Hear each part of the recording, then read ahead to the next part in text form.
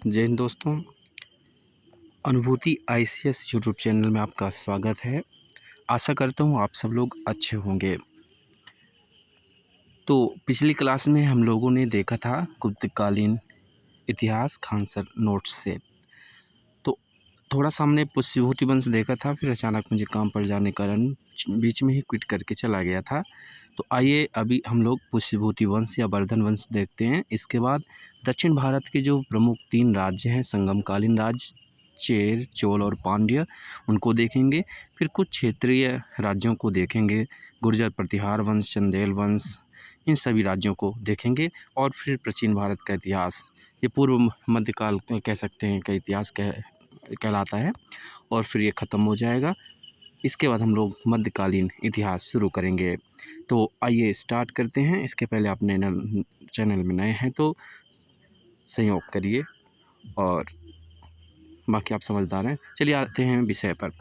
पुष्यभूति वंश, इसकी थोड़ी सी कहानी बता देते हैं दोस्तों। जो पुष्यभूति वंश होता है, पुष्यभूति वंश का जो संस्थापक था वर्धन वंश था, और ये गुप्त काल में एक सामंत हुआ करते थे। इन्होंने अपनी राजधानी हरियाणा के थानेश्वर को बनाया था। अब होता ये है कि जो पुष्यभूति वंश पुष्यभूति वर्धन था, पुष्यभूति वर्धन का एक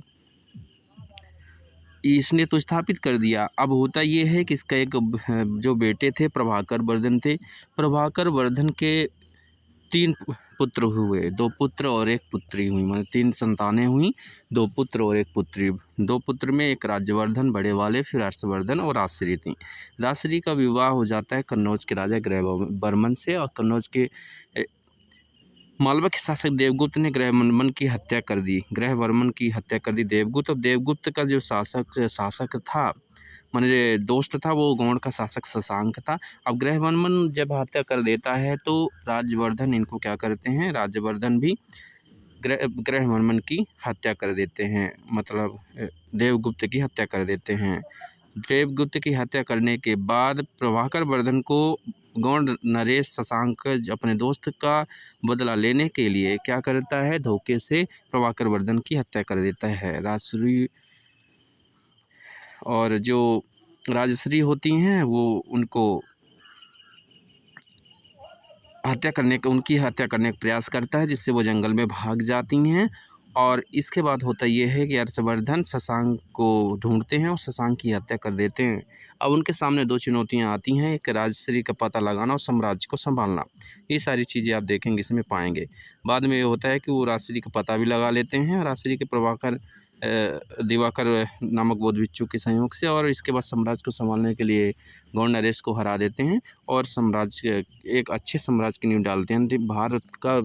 प्राचीन भारत का सबसे महत्वपूर्ण ये साम्राज्य होता है, और अंतिम भी होता है 606 के आसपास। तो चलिए स्टार्ट करते हैं। तो इस वंश का सबसे शक्तिशाली शासक प्रभाकर वर्धन था।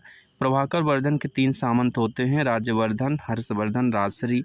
और वही मैंने बताया कि राजश्री का विवाह कन्नौज के राजा ग्रहवर्मन से हो जाता है, और मालवा का शासक था देवगुप्त, जिसने क्या किया, ग्रहवर्मन की हत्या कर दी और राजश्री की हत्या करने का प्रयास किया, किंतु राजश्री जंगल में भाग जाती हैं जान बचा के। राजवर्धन देवगुप्त की हत्या कर देते हैं। गौड़ शासक फिर राजवर्धन की हत्या कर देता है। अब धोखे से करता है, ठीक है, बुला के। साथ ही इसने बौद्ध वृक्ष को भी कटवा दिया। शशांक ने जो बौद्ध वृक्ष लगवाया गया था बौद्ध, तो वो भी कटवा दिया। बौद्ध वृक्ष 6ठी पीढ़ी की है। शशांक शैव धर्म का अनुयायी था, और हर्षवर्धन ने शशांक की हत्या कर दी। हर्षवर्धन के सामने 2 चुनौती रहती हैं, एक राजश्री का पता लगाना, एक साम्राज्य को संभालना। हर्षवर्धन ने दिवाकर नामक बौद्ध भिक्षु के सहयोग से राजश्री का पता लगा लिया। हर्षवर्धन ने अपनी राजधानी कन्नौज से अपने साम्राज्य को संभालने लगा, माने कन्नौज राजधानी, थानेश्वर से कन्नौज राजधानी बना लेते हैं कौन, हर्षवर्धन। हर्षवर्धन ने कभी भी स्वयं को कन्नौज का राजा न साबित करते हुए, बल्कि राजश्री का संरक्षक, जो कि बहन का कन्नौज क्या था, उनके बहन के अधिकार क्षेत्र में था, इसलिए उन्होंने अपने को संरक्षक बनकर ही वहाँ का शासन संभाला। हर्षवर्धन साहित्य प्रेमी था, इसलिए इसने 3 पुस्तकें लिखी, नागानंद, रत्नावली और प्रियदर्शिका। हर्षवर्धन के दरबारी कवि बाणभट्ट थे। इन्होंने 2 पुस्तकें लिखी, कादम्बरी और हर्षचरित। हर्षवर्धन को शीलादित्य के नाम से भी जानते हैं। हर्षवर्धन को भारत का अंतिम हिंदू सम्राट 5 स्टार रेटिंग दे लीजिए। ये भारत का अंतिम हिंदू सम्राट था। इसके काल में चोर तथा डाकुओं का बोलबाला, चोर और डाकू बोलबाला हो गया। और इसके बाद हम लोग देखते हैं नेक्स्ट, इसके समय मथुरा सूती वस्त्र का प्रमुख केंद्र बन गया था। सूती वस्त्र का प्रमुख केंद्र बन गया था। गुप्त काल में ही हमने देखा था कि सूती वस्त्र का उत्पादन होने लगा था गुजरात, मथुरा, बंगाल और तमिलनाडु में। इसके समय चीनी यात्री ह्वेनसांग भारत आता है। हाँ से हर्षवर्धन 629 ईस्वी में जब ह्वेनसांग भारत आया, कब आया? 629 ईस्वी में जब ह्वेनसांग भारत आता है, तब नालंदा विश्वविद्यालय के कुलपति कौन थे? शीलभद्र। नालंदा विश्वविद्यालय के कुलपति शीलभद्र थे। नालंदा विश्वविद्यालय के कुलपति कौन थे? शीलभद्र थे। ह्वेनसांग को यात्रियों को क्या कहते हैं? राजकुमार। और ये नीति का पंडित तथा शाक्य मुनि, 3 उपाधि दी जाती है ह्वेनसांग को। ह्वेनसांग को पहले तो यात्रियों के क्या है? राजकुमार है। ह्वेनसांग को यात्रियों को क्या कहा गया? राजकुमार कहा गया। और इन्हीं को नीति का पंडित कहा गया। क्या कहा गया? नीति का पंडित। नीति का पंडित कहने के साथ ही इनको शाक्य मुनि कहा जाता है। क्या कहा जाता है? शाक्य मुनि कहा जाता है।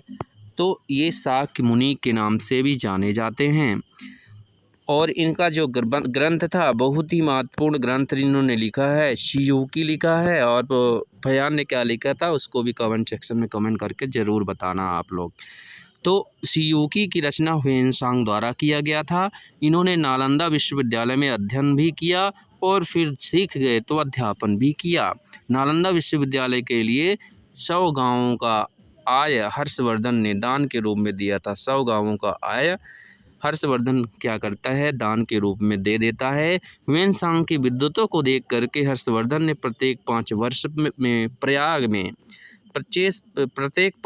में प्रयाग में क्या करवाते थे? महामोक्ष परिषद का अध्यक्ष ह्वेनसांग को बना दिया था। और जिस कारण ब्राह्मणों ने हर्षवर्धन का विरोध किया। कुंभ मेला का प्रारंभ हर्षवर्धन के द्वारा ही माना जाता है। हर्षवर्धन हिंदू था, किंतु वह बौद्ध धर्म के महायान शाखा से प्रभावित होता है। इसके समय कन्नौज में बहुत बड़े बौद्ध सम्मेलन का आयोजन किया गया। इसे 5वीं बौद्ध संगीत भी कहा गया। इस महा आयोजन को हर्षवर्धन समस्त उत्तर भारत को जीत लिया था, किंतु कश्मीर को नहीं विजित कर पाया था। हर्षवर्धन ने दक्षिण भारत का अभियान प्रारंभ किया, किंतु नर्मदा नदी के तट पर दक्षिण भारत के चालुक्य शासक, आप समझिएगा, समस्त उत्तर भारत को जीत लिया, लेकिन कश्मीर वाले हिस्से को नहीं जीत पाया। ठीक है। अब ये नर्मदा नदी के दक्षिण प्रयास करता है। ये नर्मदा नदी जा रही हैं और यहाँ से ये दक्षिण भी जीतने की कोशिश करता है, लेकिन यहाँ एक शासक होता है, चालुक्य शासक होता है पुलकेशिन द्वितीय। चालुक्य शासक पुलकेशिन द्वितीय के हाथों कर्नाटक में स्थित है अभिलेख में ऐसा उल्लेख मिलता है कि इन्हें मुँह की खानी पड़ती है और पराजित हो जाते हैं। इसकी जानकारी पुलकेशिन द्वितीय कर्नाटक में स्थित है अभिलेख से मिलती है। 647 ईस्वी में हर्षवर्धन की मृत्यु हो गई। हर्षवर्धन की कोई संतान नहीं थी, जिस कारण वर्धन वंश का पतन हो गया। हर्षवर्धन की मृत्यु के बाद उत्तर भारत में राजनीतिक शून्यता की स्थिति आ जाती है। बहुत ही इम्पोर्टेंट है। हर्षवर्धन का जैसा ही निधन होता है तो उत्तर भारत में राजनीतिक शून्यता की स्थिति, मतलब ब्लैंक हो गया पूरा, कोई अच्छा शासक नहीं था। इतिहास में हर्षवर्धन की मृत्यु को युग परिवर्तन, इसीलिए इतिहास में हर्षवर्धन की मृत्यु को युग परिवर्तन की संज्ञा दी जाती है। इतिहास में हर्षवर्धन की मृत्यु को युग परिवर्तन की संज्ञा दी जाती है। हर्षवर्धन अंतिम बौद्ध राजा था जो संस्कृति का महान विद्वान था। हर्षवर्धन की मृत्यु के बाद कन्नौज पर यशोवर्मन का शासन हुआ। किसका शासन हुआ? कन्नौज पर यशोवर्मन का शासन हो जाता है। इस प्रकार से हम पुष्यभूति वंश देखे हैं। चलिए आगे हम लोग देखते हैं दक्षिण भारत के संगमकालीन राज्य, 3 जो प्रमुख राज्य हैं इसको देखते हैं। यहाँ से क्वेश्चन जरूर पूछा जाता है। तो संगम काल कब से कब तक था? सबसे पहले इसका दिनांक देखते हैं। 100 ईस्वी से लेकर के 250 ईस्वी तक के दक्षिण भारत का राज्य है। 100 ईस्वी से लेकर 250 ईस्वी के मध्य दक्षिण भारत में पांड्य राजाओं के संरक्षण के कवियों के अब 3 विशाल सम्मेलन होते हैं। 3 विशाल सम्मेलन जो हुए, इन्हें ही तमिल भाषा में संगम कहा गया। तो संगम काल तो हम पढ़ रहे हैं, लेकिन संगम होता क्या है? 100 ईस्वी से 250 ईस्वी के मध्य दक्षिण भारत में जो पांड्य राजा थे, पांड्य राजाओं के संरक्षण के कवियों के 3 विशाल महासम्मेलन होते हैं, बुलाए जाते हैं। इन सम्मेलन को ही तमिल भाषा में संगम की संज्ञा दी गई। इन्हीं कवियों द्वारा सभा में कई तमिल साहित्य की रचना की गई। इन्हीं तमिल साहित्य को संगम साहित्य के नाम से जाना गया। इतिहास में 3 संगमों का वर्णन इस प्रकार से मिलता है। प्रथम संगम कहाँ होता है? मदुरै में। प्रथम संगम तमिलनाडु के मदुरै में होता है और इसका अध्यक्ष अगस्त ऋषि थे। वही अगस्त ऋषि जो बहुत जल्दी क्रुद्ध हो जाते थे और श्राप दे देते थे। तो अगस्त ऋषि ने अध्यक्षता किया पहले प्रथम संगम को। इस सम्मेलन में 89 राजाओं ने भाग लिया। कितने? 89 शासकों ने भाग लिया। वर्तमान में दक्षिणी मदुरै जलमग्न हो गया है, जिस कारण इस संगम में लिखे गए साहित्य की कोई जानकारी नहीं मिलती। जलमग्न हो गया तो कोई जानकारी नहीं मिलती है। इसके बाद द्वितीय संगम देखें तो द्वितीय संगम यह कपाटपुरम अलैब नाम का एक स्थान है, कपाटपुरम। तो अलैब में दूसरा संगम होता है, वहीं पहला मदुरै में होता है। प्रारंभ में इसके अध्यक्षता अगस्त ऋषि ही ने किया था, किंतु बाद में तोलकापियर ने बाद में किया। तोलकापियर ने एक ग्रंथ लिखा जिसे तोलकापियम कहते हैं, जो कि तमिल साहित्य की रचना है।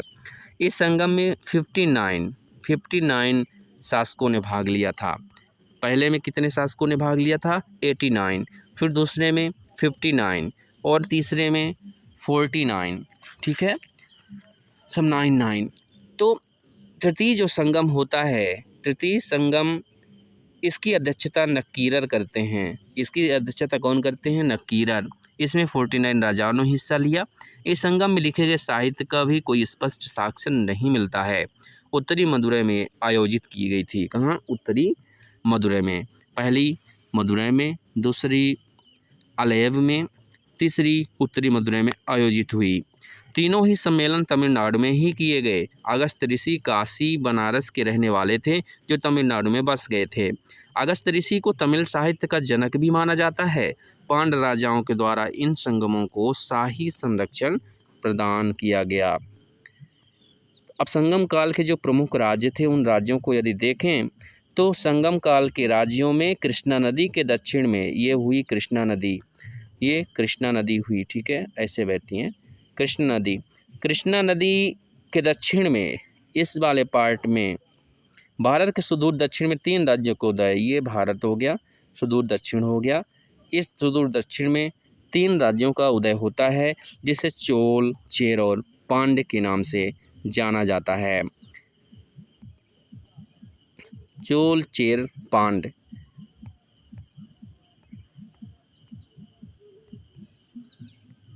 तो चोल वंश सबसे पहले हम लोग देखते हैं, चोल वंश का संस्थापक कौन था। संगम काल के वंशों में सबसे प्राचीन चोल था। इसका अर्थ होता है नया देश। चोल मतलब नया देश। इसके बारे में प्रथम जानकारी पाणिनि की रचना अष्टाध्यायी से मिलती है। पाणिनि की रचना अष्टाध्यायी में इसका उल्लेख है। चोल साम्राज्य तमिलनाडु के पूर्वी भाग में था। यहाँ पर समझिए, ये हो गया तमिलनाडु के पूर्वी भाग में कौन था? चोल साम्राज्य था। तमिलनाडु के पूर्वी भाग में चोल साम्राज्य था। इसकी प्रथम जानकारी उरैयूर से मिलती है। किससे मिलती है? प्रथम जानकारी उरैयूर से मिलती है। अच्छा, कैसे कहता हूँ?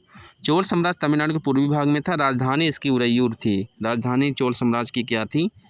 उरैयूर। इसकी मुख्य राजधानी तंजौर तमिलनाडु को माना जाता है। उरैयूर भी राजधानी थी और तंजौर तमिलनाडु भी थी। इस वंश की दूसरी राजधानी कांचीपुरम तमिलनाडु में बनाई गई। कांचीपुरम दूसरी राजधानी थी। पहली राजधानी उरैयूर थी और मुख्य राजधानी तंजौर थी। और राजकीय चिन्ह बाघ था। तो पहला समझना है बाघ। चोलों का पहला जो राष्ट्रीय चिन्ह था वो क्या था? चोलों का राष्ट्रीय चिन्ह बाघ था। इसको अच्छे से याद रखना है। ऐसा कहा जाता है कि इस समय के सूती वस्त्र सांप की केंचुली पोवस से भी पतले होते थे। सूती वस्त्र सांप की केंचुली पोवस से भी पतले होते थे। उरैयूर सूती वस्त्र के लिए विश्व प्रसिद्ध था। जो उरैयूर था सूती वस्त्र के लिए विश्व प्रसिद्ध था।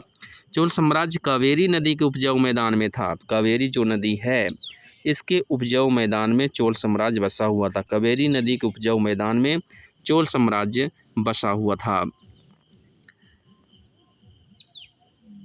जिस कारण कहा जाता है जितने क्षेत्र पर एक हाथी सोता था उतने ही क्षेत्र पर उतना अनाज उगाया जा सकता था, जिसमें एक वर्ष तक 7 लोगों का पेट भरा जा सकता था। ये बहुत ही अच्छा स्टेटमेंट है।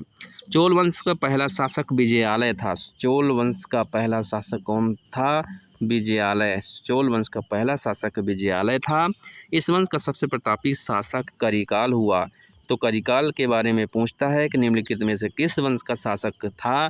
तो करिकाल चोल वंश का शासक, संगमकालीन वंश चोल वंश का शासक था और श्रीलंका को जीत लिया और वहां से 12,000 द्वार लाया और कावेरी नदी पर 160 मीटर लंबा बांध बनवाया था।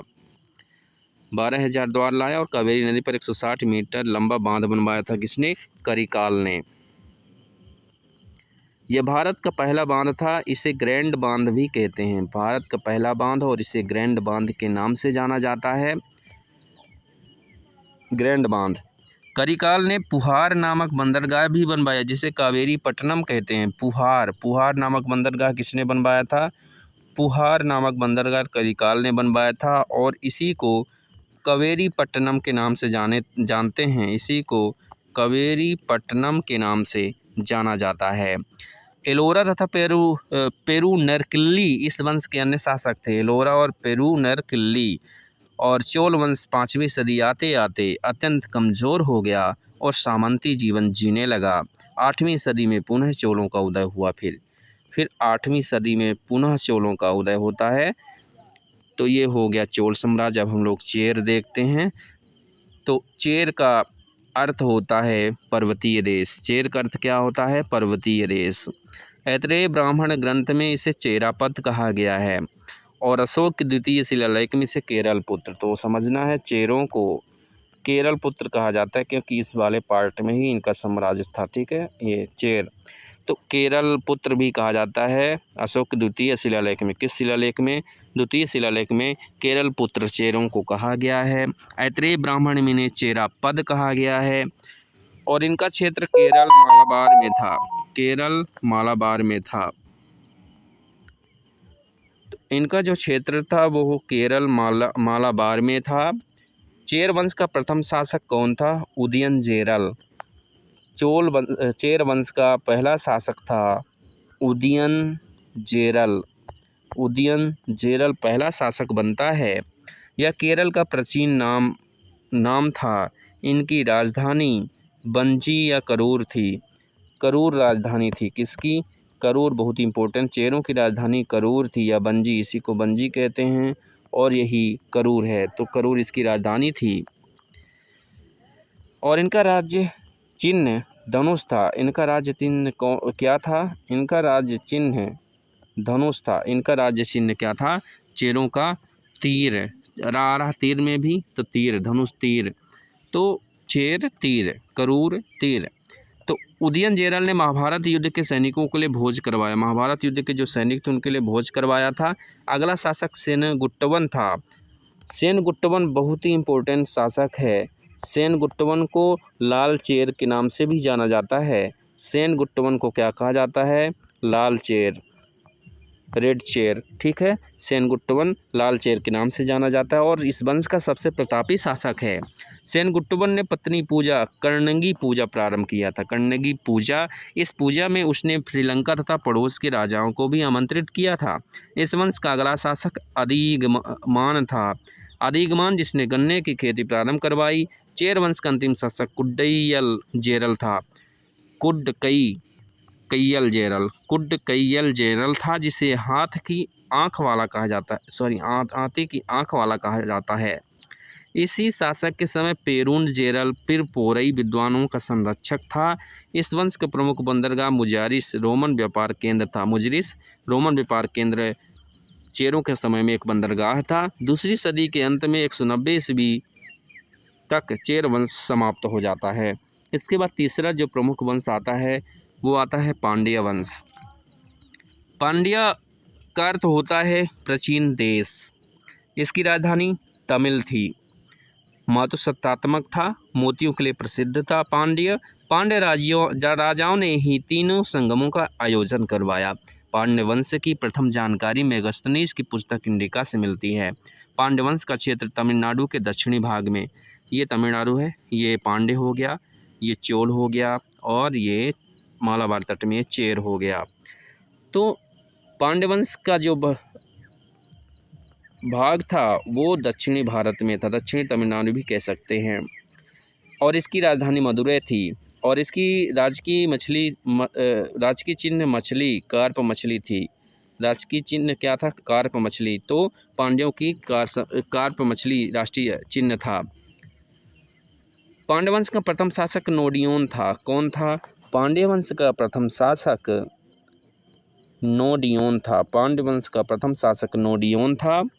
इस वंश का सबसे प्रतापी शासक नेडुजेलियन था। नेडुजेलियन पांड्य वंश का सबसे प्रमुख शासक था नेडुजेलियन।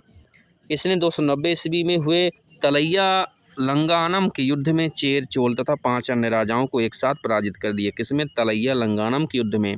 इस वंश का अंतिम शासक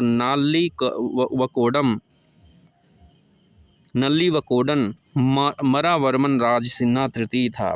5वीं सदी आते आते पांड्यवंश अस्तित्व विहीन हो जाता है। पांड्यवंश के राजाओं का रोम राजा से अच्छा संबंध था। इन्होंने अपने दूत रोम के राजा अगस्टसा के दरबार में भेजा था। रोम का राजा कौन था? अगस्टसा। और अगस्टसा के दरबार में राजदूत भेजता है पांड्य राजा। पांड्य वंश की राजधानी मदुरै को त्योहारों का शहर कहा जाता है। यहाँ का मीनाक्षी मंदिर विश्व प्रसिद्ध है। अशोक की शिलालेख, महाभारत एवं रामायण में इस वंश की जानकारी मिलती है। अब पांड्य वंश की सामाजिक संरचना, अन्य प्रशासनिक संरचना सभी के बारे में देखें। मेगस्थनीज ने इस वंश को माबर नाम से वर्णन किया। अब मेगस्थनीज पांड्य वंश को क्या कहते हैं? माबर कहते हैं। पांड्य वंश को उन्होंने माबर कहा। और श्री वल्लभा ने अपने शासनकाल में कई सिंचाई परियोजनाएं शुरू करवा दी और इसके निर्माण में ईंट और ग्रेनाइट का प्रयोग किया। मरावर्मन राजसिन्हा तृतीय एक ऐसा पांड्य शासक था जिसने कुडम्बलूर में तंजावुर के चोल राजा का विरोध किया था। शिल्पाधिकारम जो पुस्तक है में नेदुजेलियन प्रथम का वर्णन मिलता है। शिल्पाधिकारम में नेदुजेलियन प्रथम का वर्णन मिलता है। यह पुस्तक तमिल साहित्य के प्रथम महाकाव्य के रूप में जाना जाता है, शिल्पाधिकारम। अब संगमकालीन जो आर्थिक व्यवस्था थी, संगमकालीन आर्थिक व्यवस्था में इस युग में लोगों की आजीविका का मूल आधार कृषि था तथा संपन्न कृषकों को विल्लार कहते थे। जो संपन्न कृषक थे उनको क्या कहा जाता था? विल्लार कहा जाता था। भूमि का कर सामान्यतः उपज का 1/6 भाग होता था। यहाँ काली मिर्च का उत्पादन अधिक होता था। यवनों को अत्यधिक प्रिय होने के कारण इसे यवन प्रिय, काली मिर्च को यवन प्रिय कहा जाता था। संगमकाल सूती वस्त्र, मसाला, मोती, कृषि तथा पशुपालन के लिए प्रसिद्ध था। इस समय उरैयूर सूती वस्त्र विश्व में सबसे अधिक प्रसिद्ध था। उरैयूर सूती वस्त्र विश्व में सबसे अधिक प्रसिद्ध था। संगमकालीन व्यापार यदि देखें तो संगम काल में रोम से सर्वाधिक व्यापार होता था। संगम काल में रोम से सर्वाधिक व्यापार होता था। तमिलनाडु के अरिकमेडु मतलब पांडिचेरी से रोम का सर्वाधिक व्यापार हुआ करता था। इस काल में व्यापारी वर्ग को बेनिगर कहते थे। संगम काल में व्यापारी वर्ग को क्या कहते थे? बेनिगर कहते थे। जो कृषक थे, जो काफ़ी प्रसिद्ध कृषक होते थे, उन्हें बेल्लार कहा जाता था। संपन्न कृषकों को बेल्लार कहते थे, व्यापारियों को वेनिगर कहते थे। तो संगमकालीन व्यापार कहाँ से होता था? रोम से। सर्वाधिक व्यापार कहाँ से हुए? पांडिचेरी अरिकमेडु से। इस काल में व्यापारी वर्ग को वेनिगर कहते थे। संगमकालीन यदि जाति व्यवस्था देखें तो जाति व्यवस्था उत्तर भारत की विपरीत जाति व्यवस्था थी। यहाँ सामंत तथा दास में समाज बटा हुआ था। सामंत और दास में यहाँ का समाज बटा हुआ था। किसमें? सामंत और दासों में बटा हुआ था। यहाँ वर्ण व्यवस्था या ऊंच नीच की जाति व्यवस्था बिल्कुल नहीं थी। संगम काल में अस्पृश्यता थी लेकिन दास प्रथा का उल्लेख नहीं मिलता है। संगमकालीन धार्मिक जीवन की बात करें तो संगम काल में सबसे प्रमुख देवता मुरुगन को माना जाता है, जिन्हें वर्तमान में सुब्रमण्यम कहा जाता है। तो संगम काल के महत्वपूर्ण देवता कौन थे? मुरुगन थे, जिन्हें सुब्रमण्यम के नाम से भी जानते हैं। दूसरे प्रमुख देवता कार्तिकी, गणेश जी के भाई कार्तिक थे, कार्तिकी या कार्तिकेय। संगमकालीन प्रशासनिक व्यवस्था की बात करें तो इस युग में वंशानुगत राजतंत्र हुआ करता था। जो राजतंत्र हुआ करता था वह वंशानुगत हुआ करता था, जिसमें सारी शक्तियाँ राजा में निहित थी। न्याय का सर्वोच्च अधिकारी राजा ही होता था। राजा के न्यायालय को मनरम कहते थे। जो राजा का न्यायालय होता था उसे मनरम कहा जाता था संगम काल में। और सेनापति एनाडी की उपाधि धारण करते थे। ये सेनापति एनाडी की उपाधि धारण करते थे। संपूर्ण राज्य को मंडलम में बांट दिया जाता था। मंडलम के बाद नाडु, नाडु के बाद उर होता था। मंडलम, नाडु और फिर उर। संगमकालीन बंदरगाह, संगम काल के तीनों ही वंश के पास अपनी अपनी बंदरगाह थे, जिसमें महत्वपूर्ण बंदरगाहों में चेर बंदरगाह, बंदरचेर था। चोलों का बंदरगाह पुहार और उरई था। पांड्य बंदरगाह सलियूर और कोरकाय था। संगमकालीन साहित्य, संगम साहित्य तमिल भाषा में लिखे गए। इन्हें तमिल कम या द्रविड़ साहित्य भी कहते हैं, जो निम्नलिखित प्रकार से देखे जा सकते हैं। तोलकाप्पियम, इसका संबंध व्याकरण से है। तोलकाप्पियम क्या था? एक व्याकरण था जिसकी रचना तोलकाप्पियन ने किया है। तिरुक्कुराल या कुराल, इसे तमिल साहित्य का बाइबल या अंचिल कहते हैं। तिरुक्कुराल या कुराल को जीवक चिंतामणि, इसका संबंध जैन धर्म से है। इसकी रचना तिरुक्कदेवर ने किया था, तिरुक्कदेवर ने। शिल्पाधिकारम, इसका संबंध भी जैन धर्म से है। इसमें नुपुर पायल की कहानी है। इसे तमिल काव्य का इलियट भी कहा जाता है। तमिल काव्य का इलियट शिल्पाधिकारम को कहा जाता है और इसकी रचना इलांगो आदिगल ने किया। इलांगो आदिगल ने शिल्पाधिकारम की रचना की। इसे तमिल साहित्य का काव्य का इलियट भी कहा जाता है। राजा कोवलन और अपनी पत्नी कन्नगी को छोड़कर माधवी नामक नर्तकी और अपने धन को लुटाने के बाद उसे पश्चाताप होता है और अपनी पत्नी के पास लौटता है। उसकी पत्नी कन्नगी ने उसे अपना एक पायल दिया, जिसे बेचकर वह मदुरै में व्यापार प्रारंभ किया, किंतु कोवलन पर मदुरै की रानी की पायल चुराने का आरोप लगा दिया गया और उसे फांसी दे दी गई। कोवलन की पत्नी कन्नगी ने श्राप दे दिया, जिससे मदुरै शहर नष्ट हो गया। इसमें एक कहानी है। मणिमेखलई, इसका संबंध भी बौद्ध धर्म से है। मणिमेखलई का संबंध बौद्ध धर्म से है। इसमें कोवलन तथा माधवी से उत्पन्न संतान मणिमेखलम की चर्चा है, जिसने अंततः बौद्ध धर्म अपना लिया था। इसकी रचना शीतलई सतनार द्वारा किया गया, शीतलई सतनार द्वारा। इसे तमिल काव्य की ओडिसी कहा जाता है। तमिल काव्य की ओडिसी के नाम से जाना जाता है। तो इस प्रकार से संगम काल खत्म होता है, समाप्त होता है। अब हम लोग देखते हैं वाकाटक वंश। तो आइए वाकाटक वंश देख लेते हैं। वाकाटक वंश सातवाहन वंश के अंत के बाद उनके क्षेत्र पर वाकाटक वंश का आगमन हुआ। इनकी राजधानी बरार थी।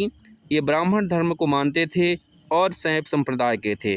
इस वंश की स्थापना विंध्य शक्ति ने किया था। 255 ईस्वी में वाकाटक वंश की स्थापना विंध्य शक्ति करता है। इस वंश का सबसे प्रतापी शासक प्रवरसेन प्रथम था।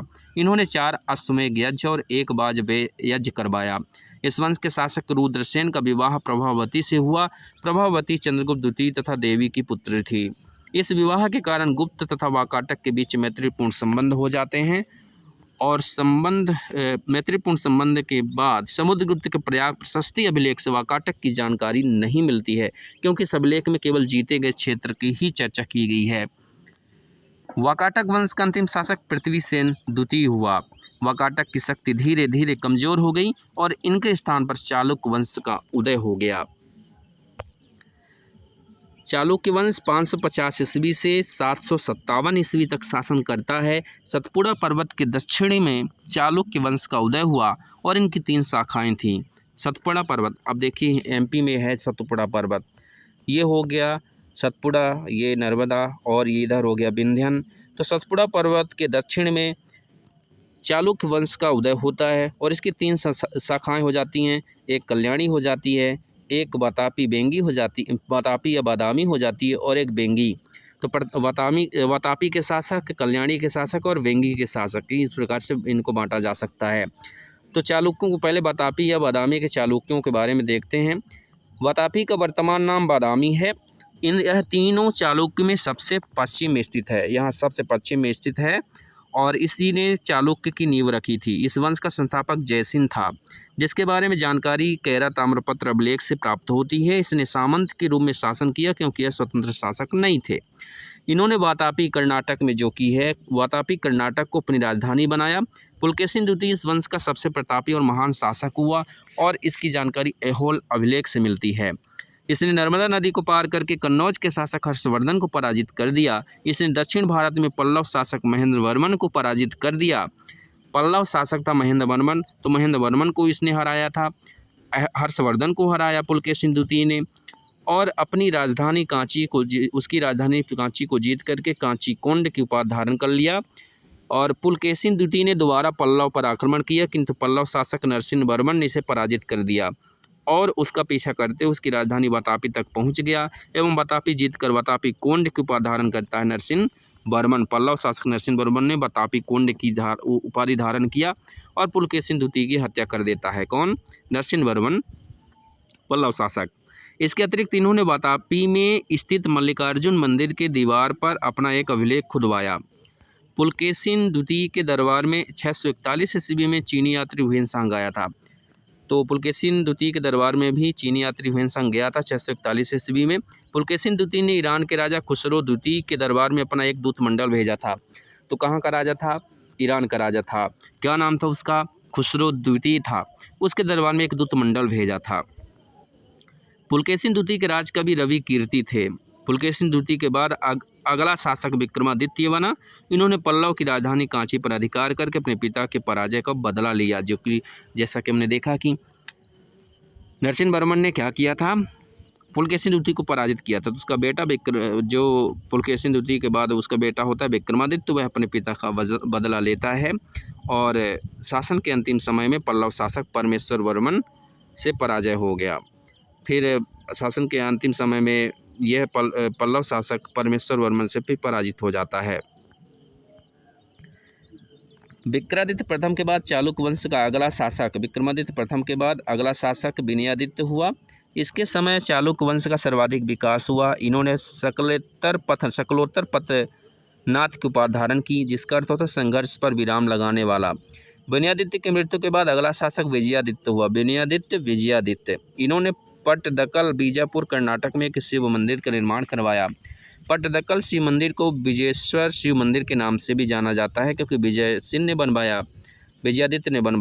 विजयादित्य के बाद इस वंश का अगला शासक विक्रमादित्य द्वितीय हुआ। इन्होंने पल्लव राज्य पर आक्रमण करके राजधानी कांची पर अधिकार करके कांची कोंड की उपाधि धारण करता है। विक्रमादित्य द्वितीय बना, ठीक है, विक्रमादित्य द्वितीय।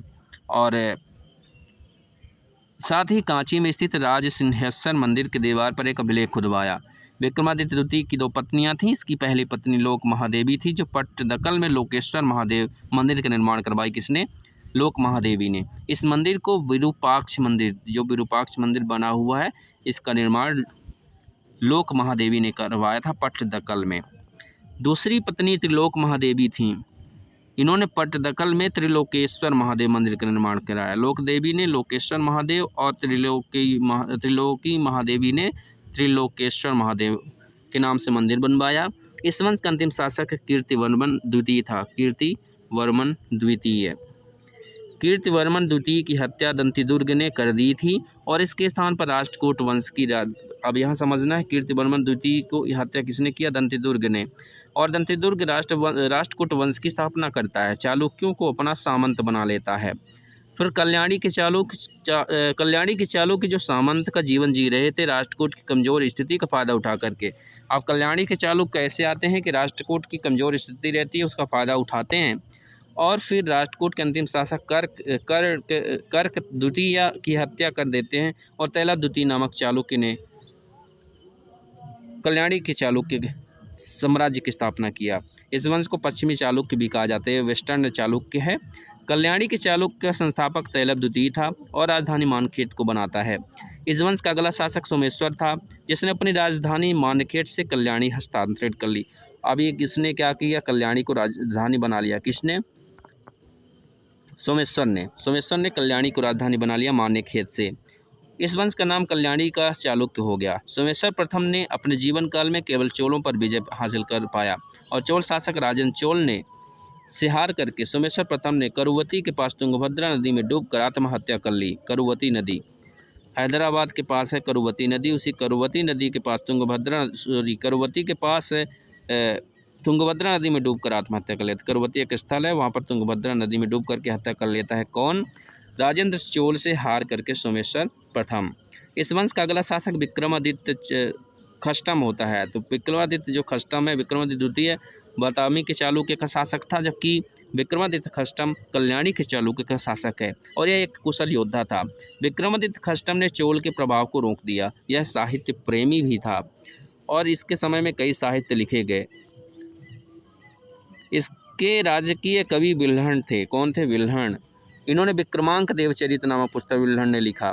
इसके दरबार में मिताक्षरा के लेखक विज्ञानेश्वर बहुत ही विद्वान व्यक्ति थे, विद्वान कवि थे। इन्होंने लिखा था क्या? मिताक्षरा का संबंध हिंदू कानून से है। इस वंश का राज्य चिन्ह वराह सुअर था और इस वंश का अंतिम शासक सोमेश्वर चतुर्थ था। अंतिम शासक सोमेश्वर चतुर्थ। अब बेंगिंग के चालुक्य देखते हैं, ये ज़्यादा इंपॉर्टेंट नहीं रहता है।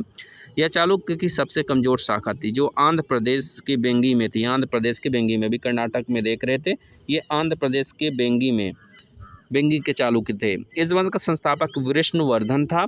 इस वंश की राजधानी बेंगी आंध्र प्रदेश थी। इस वंश में कोई प्रतापी शासक हुआ ही नहीं। इस वंश का सबसे योग्य शासक विजयादित्य तृतीय था। सबसे महत्वपूर्ण शासक विजयादित्य तृतीय होता है बेंगी के चालुक्यों का। अब हम लोग देखते हैं पल्लव वंश। तो पल्लव वंश से क्वेश्चन पूछे जाते हैं। इनकी जो 4 शैलियाँ हैं, स्थापत्य शैलियाँ हैं, वहाँ से क्वेश्चन मेंस में पूछे जाते हैं।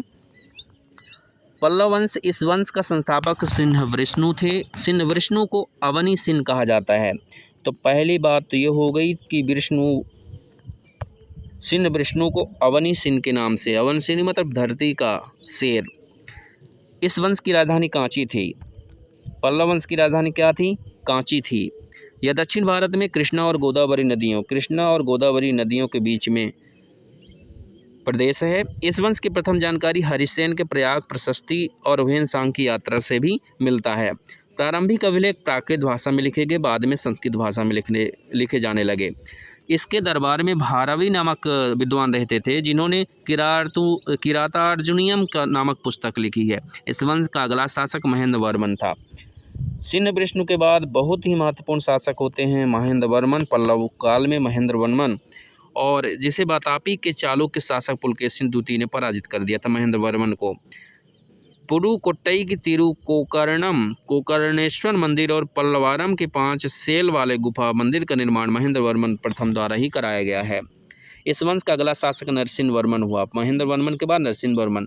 इसके समय पुनः पुलकेशिन द्वितीय ने आक्रमण किया, किंतु पुलकेशिन द्वितीय को नरसिंह वर्मन ने मार दिया और उसकी राजधानी वातापी को जीत करके वातापी कोंड की उपाधि धारण कर लेता है नरसिंह वर्मन, पुलकेशिन द्वितीय को हरा करके।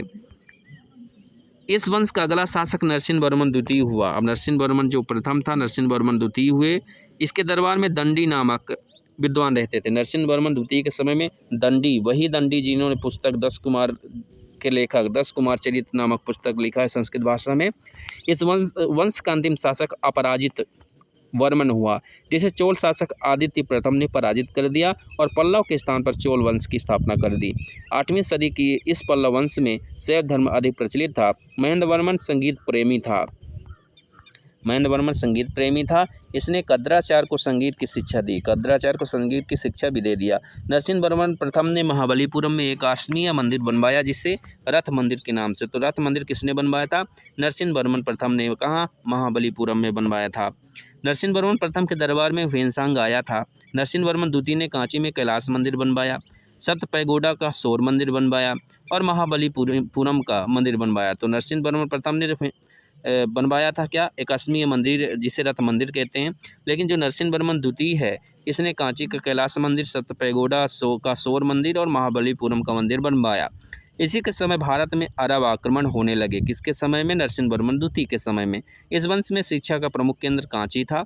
महाबलीपुरम के सप्त पैगोडा इसी वंश द्वारा स्थापित किए गए। महाबलीपुरम के सप्त पैगोडा जिन्हें रथ मंदिर के नाम से जानते हैं। इसके बाद हम लोग देखते हैं चोल वंश। 9वीं सदी में तंजौर में चोल वंश की स्थापना होती है। चोल वंश का संस्थापक को विजयालय कहते हैं। इन्हें चोल वंश का द्वितीय संस्थापक भी कहा जाता है। इन्होंने नर केसरी की उपाधि धारण की। विजयालय ने चोल प्रारंभ में पल्लवों के सामंत हुआ करते थे। पल्लवों के ध्वंसावशेष पर चोल वंश की नींव रखी गई। पल्लव की ध्वंसावशेष पर चोल वंश की नींव रख दी गई और इन्होंने अपनी राजधानी तंजौर और तंजावुर को बना लिया। 9वीं सदी में उभरा यह चोल वंश संगमकालीन चोल वंश की ही शाखा थी। इस वंश का अगला शासक आदित्य प्रथम होता है। इसने पल्लव शासक अपराजित वर्मन को पराजित कर देता है। अपराजित वर्मन को पराजित किसने किया? चोल शासक आदित्य प्रथम ने, जिससे कि पल्लवों का अंत हो गया। इन्होंने कोदंड राम की उपाधि धारण की। आदित्य प्रथम ने कोदंड राम की उपाधि धारण करता है। चोल का अगला शासक परांतक प्रथम हुआ। इसने मदुरै जीत लिया। मदुरै कोंड की उपाधि धारण की। कोंड मतलब विजेता। मदुरै कोंड की उपाधि धारण की। इसकी जानकारी उत्तर मेरूर अभिलेख से प्राप्त होती है। उत्तर मेरूर अभिलेख से जानकारी मिलती है कि परांतक प्रथम ने मदुरै को जीत करके मदुरै कोंड की उपाधि धारण की थी। परांतक प्रथम पहला ऐसा चोल शासक था जिसने भूमि सर्वेक्षण भी करवाया। और परांतक प्रथम को राष्ट्रकूट शासक कृष्ण तृतीय ने, अब राष्ट्रकूट शासक की एंट्री होती है कहानी में। कृष्ण तृतीय ने क्या किया? तक्कोलम के युद्ध में परांतक प्रथम को पराजित कर दिया। अब तक्कोलम के युद्ध में जब परांतक प्रथम को पराजित किया, चोल वंश का अगला शासक राजराज हुआ और इसका मूल नाम अरिमोलीवर्मन था। अरिमोलीवर्मन राजराज का। इसने श्रीलंका के उत्तरी भाग को जीत करके चोल वंश में, अब ये जो राजराज प्रथम होता है बहुत ही प्रतापी राजा होता है और ये क्या करता है? श्रीलंका के उत्तरी भाग को जीत लेता है। जो श्रीलंका का उत्तरी भाग था इसको जीत लेता, विजित कर लेता है और मामूडी चोल की उपाधि धारण करता है। कौन से चोल की उपाधि धारण करता है? मामूडी चोल। किंतु इन्होंने श्रीलंका को चोल साम्राज्य में शामिल नहीं किया। अपनी राजधानी तंजौर से बृहद्रेश्वर मंदिर का निर्माण करवाया। ये शैव धर्म को मानते हैं। इसने शिवपाद शेखर की उपाधि धारण की। शैव वर्मन को मतलब शैव धर्म को मानता है। इसने शिवपाद शेखर की उपाधि धारण की थी। शिवपाद शेखर की उपाधि किसने धारण की थी? राजराज चोल ने। राजराज अपने अंतिम दिनों में मालदीव पर भी अधिकार किया था और एक दूत मंडल को चीन भेज दिया था। दूत मंडल चीन भेजा। राजराज ने मालदीव पर अधिकार कर लिया। बृहदेश्वर मंदिर का निर्माण किया। तंजौर में शैव धर्म को उपासक शिवपाद शेखर की उपाधि धारण की। श्रीलंका को चोल साम्राज्य में शामिल नहीं किया लेकिन जीत लिया और मामूडी चोल की उपाधि धारण की। अगला चोल शासक बहुत ही इंपॉर्टेंट था, राजेंद्र प्रथम। यह चोल वंश का सबसे प्रतापी शासक था। इसने श्रीलंका को पूरी तरह जीत लिया। राजराज चोल ने तो उत्तरी भाग जीता था लेकिन इसने पूरे श्रीलंका को ही जीत लिया। पूरे श्रीलंका को जीतने का काम करता है राजेंद्र प्रथम। इसने श्रीलंका को जीतने के बाद राजधानी अनुराधापुर पर आक्रमण करके वहां के शासक महेंद्र वर्मन पंचम को बंदी बना लेता। महेंद्र वर्मन पंचम राजेंद्र चोल के आक्रमण के समय वहां का श्रीलंका का शासक था। इसके बाद अपन देखें तो राजेंद्र चोल ने बंगाल के शासक महिपाल को भी पराजित किया। बंगाल में किसका शासन था? भारत की जो बंगाल वाला हिस्सा था, बंगाल वाले हिस्से में महिपाल का शासन था। महिपाल को भी ये पराजित कर दिया और गंगई कोंड की उपाधि धारण किया। राजेंद्र चोल ने गंगई कोंड की उपाधि धारण की। गंगई कोंड क्यों? गंगा किनारे ही तो बसा हुआ है और वहाँ से गंगा जल भी लेके आए, इसलिए गंगई कोंड चोल की उपाधि धारण की। इस समय उसने एक तालाब बनवाया और उसमें गंगा जल मिला दिया और इस तालाब का नाम चोल गंगम। अब चोल ने बनाया क्या? तालाब बनवाया, इसलिए उसने गंगा जल मिला के चोल गंगम तो उस तालाब का नाम रख दिया। राजेंद्र चोल क्या क्या कर रहा है ये? अपनी राजधानी के बगल में एक नया शहर भी बनवा दिया जिसे गंगई कोंड चोलपुरम। राजधानी के बगल में एक शहर भी बसा दिया और उसे कहा गंगई कोंड चोलपुरम। ठीक है। राजेंद्र प्रथम ने सुमात्रा इंडोनेशिया पर भी आक्रमण किया। अब ये क्या करता है? सुमात्रा इंडोनेशिया पर आक्रमण करता है और वहाँ के शासक शैलेंद्र को पराजित कर देता है। राजेंद्र प्रथम अरब सागर में स्थित सदिमांतक नामक द्वीप पर भी अधिकार करता है। अरब सागर में एक सदिमांतक द्वीप था, ये अरब सागर हो गया, यहाँ पे एक सदिमांतक द्वीप था, वहाँ पर भी उसने अधिकार कर लिया। राजेंद्र प्रथम चोल वंश का पहला शासक था जिसने 72 सदस्यीय दूत मंडल चीन भेजा। अब ये 72 सदस्यीय दूत मंडल चीन भेजता है तो 72 चीन तो जो दूत राजराज प्रथम भी भेजता है, लेकिन जो 72 सदस्यीय दूत भेजता है चीन, वह था राजेंद्र प्रथम चोल। इसी वंश के शासक कुलोतुंग द्वितीय ने, जिसने चिदम्बरम मंदिर में स्थापित गोविंद राज विष्णु की मूर्ति को मंदिर से हटवाकर समुद्र में फेंकवा दिया था, यह महाशय थे कुलोतुंग द्वितीय। जिसे रामानुजाचार्य ने समुद्र से निकलवाकर तिरुपति मंदिर में स्थापित करवाया। इस वंश के अंतिम शासक राजेंद्र तृतीय थे, जिनके बाद यह वंश स्वतः समाप्त हो गया। चोल काल की स्थानीय स्वशासन भारत का सबसे प्राचीन स्थानीय स्वशासन का उदाहरण है। इस समय स्थानीय स्वशासन का चुनाव लॉटरी पद्धति द्वारा होता था। चोल प्रशासन में महत्वपूर्ण पद राजा का होता था। राजा को सहायता देने के लिए एक मंत्री परिषद हुआ करती थी। चोल प्रशासन में भाग लेने वाले उच्च श्रेणी के अधिकारी को पेरुंदनम कहते थे और निम्न श्रेणी के अधिकारियों को सेरुंदनम कहते थे। इस समय राजा का उच्च अधिकारी को उड्डयन कुट्टम कहा जाता। राजा का जो उच्च अधिकारी होता था वह उड्डयन कुट्टम कहा जाता था। इस समय अधिकारियों को वेतन न देकर भूमि अनुदान के रूप में दिया जाता था। इस समय प्रशासन की सुविधा के लिए पूरे चोल साम्राज्य को 6 प्रांतों में बांटा गया था। उस प्रांत को मंडलम कहा जाता था। पूरा ये साम्राज्य हो गया, इसको बांट दिए 6 प्रांत में। ये 6 प्रांतों में बांट दिया गया। 1 2 3 4 5 और 6 प्रांतों में पूरा साम्राज्य बटा, जिसे मंडलम कहा जाता था। और प्रांत या मंडलम को कोट्टम, जो प्रांत या मंडलम होता था उसको कोट्टम कहते थे। कोट्टम मीन्स कमिश्नरी। फिर कोट्टम को नाडु में बांटा गया। नाडु मतलब जिला। कोट्टम कमिश्नरी और कोट्टम को नाडु में। नाडु जिला को कई कुर्रम, कुर्रम मतलब होता था ग्राम का समूह, कई कुर्रम में बांटा गया। अब यहाँ पर समझना है, सबसे पहले जो देश होता था, देश को किस में बांट दिया जाता था? प्रांत को मंडलम में बांट दिया जाता था। प्रांत या मंडलम में। संपूर्ण साम्राज्य को प्रांत या मंडलम, इसी प्रांत को ही मंडलम के नाम से जाना जाता था। इस मंडलम या प्रांत को बांट दिया जाता था कोट्टम में। कोट्टम मतलब होता है कमिश्नरी, मतलब संभाग। कोट्टम को बांट दिया जाता था नाडु मतलब जिलों में। नाडु को बांट दिया जाता था कुर्रम, मतलब ये कई ग्रामों का समूह हुआ करता था। चोल काल में आय का मुख्य स्रोत भू राजस्व था। चोलों की नौसेना सबसे शक्तिशाली मानी गई है। चोल काल में शिव मंदिरों का निर्माण हुआ जो द्रविड़ शैली में बनाए गए। द्रविड़ शैलियों को विमानन शैली, जो द्रविड़ शैली है इसका अन्य नाम क्या है? विमानन शैली भी है। द्रविड़ शैली को विमानन शैली के नाम से भी जानते हैं। विमानन शैली का प्रथम प्रयोग तंजावुर के बृहदेश्वर मंदिर में हुआ है।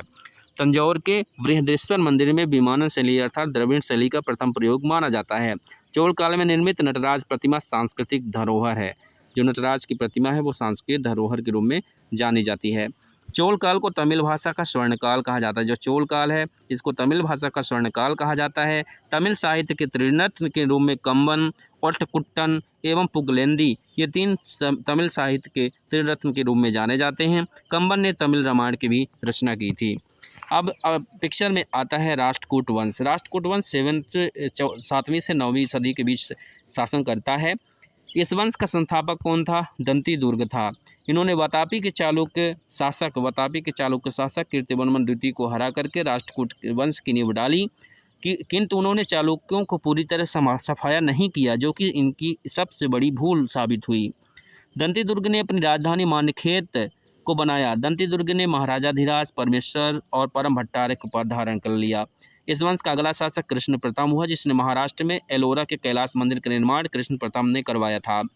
इस वंश का अगला शासक ध्रुव हुआ, राजा ध्रुव, जिसने कन्नौज पर अधिकार कर लिया। कन्नौज पर अधिकार राजा ध्रुव ने किया। संघर्ष में भाग लिया, त्रिपक्षीय संघर्ष में। त्रिपक्षीय संघर्ष 100 वर्षों तक चला। इसमें सर्वाधिक जीत राष्ट्रकूटों ने हासिल की, किंतु अंतिम विजय प्रतिहारों की हुई। तो ये क्वेश्चन यहाँ से पूछा जा सकता है कि त्रिपक्षीय संघर्ष किसके बीच हुआ? राष्ट्रकूट, पाल और प्रतिहार। तो सबसे ज़्यादा विजय किसने की है? राष्ट्रकूटों ने। लेकिन अंतिम विजय किसे मिली? प्रतिहारों को। इनमें सर्वाधिक पराजय किसे मिली? पाल शासकों को। इस वंश का अगला शासक कौन था? अमोघ वर्ष था। यह सबसे विद्वान भी था और कविराज मार्ग नामक पुस्तक भी लिख दिया इसने, तथा जिनसेन के प्रभाव में आकर जैन धर्म भी अपना लिया था अमोघ वर्ष ने। इसके दरबार में कन्नड़ भाषा के त्रिरत्न विद्वान कहे जाने वाले पन्न, पुण्य और रन्न रहते थे। पन्न, पुण्य, रन्न, ये 3 कन्नड़ भाषा के विद्वान माने जाते हैं, इसीलिए इन त्रिविद्वान कहते हैं। शांति पुराण की रचना पुण्य ने किया था। इस वंश का अगला शासक इंद्र तृतीय होता है। इसके दरबार में अलमसूदी नामक अरब यात्री आता है। तो अलमसूदी अरब यात्री राष्ट्रकूट वंश के शासन समय में, जो कि इंद्र तृतीय था, दरबार में जाता है। अलमसूदी ने ही पहली बार मानसून का वर्णन किया। मानसून का सबसे पहले वर्णन किसने किया था? अलमसूदी ने किया था। इस वंश का अगला शासक कृष्ण तृतीय बना। इसने तकुल्लम के युद्ध में चोल शासक परांतक प्रथम को तकुल्लम के युद्ध में परांतक प्रथम को पराजित कर देता है। इस वंश का अंतिम शासक कर्क कर्क द्वितीय था जो एक अयोग्य शासक था। इसकी हत्या तैलव द्वितीय ने कर दी और चालुक्य वंश की पुनः स्थापना कर दी। तैलव द्वितीय का चालुक्य वंश कल्याणी का चालुक्य कहलाया। इसके बाद हम लोग पाल वंश देखते हैं जो कि 7वीं से 11वीं सदी के 7वीं से 9वीं सदी तक रहता है राष्ट्रकूट, और 7वीं से 11वीं सदी तक रहता है पाल वंश। पाल वंश का जो संस्थापक था वो गोपाल माना जाता है। पाल वंश का संस्थापक किसे कहते हैं? गोपाल साहब को। पाल वंश के शासक बौद्ध धर्म के वज्रयान शाखा के अनुयायी थे। तो पाल वंश के शासकों ने बौद्ध धर्म के वज्रयान शाखा को प्रश्रय दिया। क्या दिया? प्रश्रय दिया वज्रयान शाखा को। पाल वंश बिहार बंगाल के क्षेत्र में था। अब ये जो बिहार और बंगाल वाला क्षेत्र है भारत का, इस वाले हिस्से में पाल वंश शासन करते थे, बिहार और बंगाल वाले क्षेत्र में। ठीक है। पाल वंश की राजधानी मुंगेर थी। उन्होंने बिहार शरीफ नालंदा में, बिहार नालंदा को पहले बिहार शरीफ कहते थे, में ओदंतपुरी विश्वविद्यालय की स्थापना की। ओदंतपुरी विश्वविद्यालय बिहार शरीफ में की गई।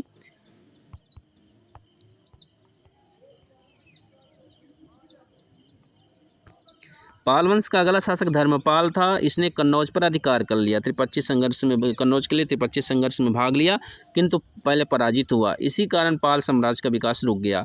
धर्मपाल ने भागलपुर बिहार में विक्रमशिला विश्वविद्यालय तथा बांग्लादेश में सोनपुर महाविहार की स्थापना करवाया। उत्तरपद स्वामी का उपाधि धारण धर्मपाल ने किया। इस उपाधि से गुजराती कवि सोठल ने संबोधित किया था। संबोधित किया था। अगला शासक देवपाल था। इसने राजधानी मुंगेर को बनाया और इसके दरबार में अरब यात्री सुलेमान आया। तो अरब यात्री सुलेमान किसके दरबार में आता है? देवपाल के दरबार में आता है। इसने बंगाल को रोहमा शब्द से संबोधित किया। इस वंश का अगला शासक महिपाल होता है। महिपाल ने पाल वंश का विकास पुनः प्रारंभ करना शुरू किया, जिसके कारण पाल वंश का द्वितीय संस्थापक महिपाल को कहा जाता है। इसने आदि दीपांकर नामक बौद्ध भिक्षु के नेतृत्व में एक दूत मंडल तिब्बत में वज्रयान शाखा के प्रचार के लिए भेजा था। आदि दीपांकर नामक बौद्ध भिक्षु के नेतृत्व में। इसी के काल में चोल शासक राजेंद्र प्रथम ने बंगाल पर आक्रमण कर दिया, जिसके कारण पाल वंश बिखर गया। पाल वंश के अंतिम शासक मदन पाल थे। इनके मृत्यु के बाद पाल वंश का अंत हो जाता है। पाल वंश के स्थान पर बंगाल के क्षेत्र में सेन वंश का उदय होता है। पाल वंश के स्थान पर ही सेन वंश का उदय होता है। सेन वंश सामंत सेन इसका संस्थापक था। इनकी राजधानी लखनऊ थी। नादिया बंगाल में थी। इस वंश का अगला शासक विजय सेन, सामंत सेन के बाद विजय सेन होता है। विजय सेन को इस वंश का वास्तविक संस्थापक कहा जाता है।